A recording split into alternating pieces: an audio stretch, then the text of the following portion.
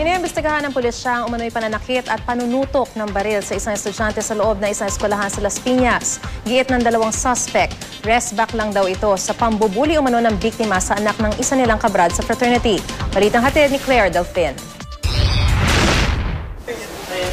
Sa kulungan ang bagsak ni Leandro Sarno Jr. at Justine Mejia matapos umano nilang sugurin sa loob ng Las Piñas East National High School ang isang menor de edad na estudyante, pinagsusutok at tinutukan ng baril. Tiempo naman daw na may mga rumorondang pulis kaya agad silang nahuli. Nakuha sa mga suspect ang isang .99 caliber pistol na may kargang bala pa raw. Wala raw maipapakitang papeles ang mga suspect na magpapatunay na legal ang pagdadala nila ng baril.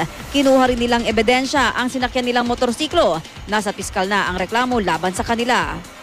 Sinampahan namin siya ng violation of RA 8294, possession of illegal firearms, ammunition, grave threat, saka physical injury in relation sa 7610.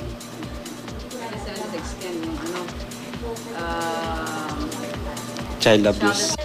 Pensa ni Sarno, romesback lang daw sila para sa anak ng kabrad sa fraternity, naka-eskwela at binubuli umano ng biktima. Alam mo, may humingi lang ng tulong sa akin. Sino po humingi ng tulong?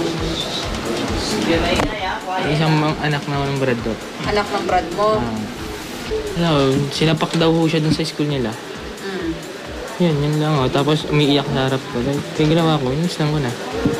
Ang isang suspect namang si Justine, hugas kamay sa kaso. Wala akong alam, ano lang ako eh. Sumabay lang ako sa kanya eh. Kasi pauwi na sana ako, tinawag ko lang. Eh, nung hinuli siya, dinamay na ako ng mga pulis. Ang nangyari sa 17 anyos na biktima, lubos daw na ikinabahala ng ama. Kinonsyonado ba siguro gano'n? Siyempre, nag-aalala. Siyempre, mahirap na eh.